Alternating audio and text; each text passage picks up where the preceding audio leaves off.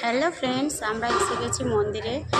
আর এখানে আমাদের সব ওই মুরগি বলি দিতে ওখানে নিয়ে গেছে, আর আমরা বসে রয়েছি মন্দিরে। তো মন্দিরটা দেখো তোমরা, এই দেখো, এটা ভিতরের পজিশনটা দেখাচ্ছি, এই দেখো।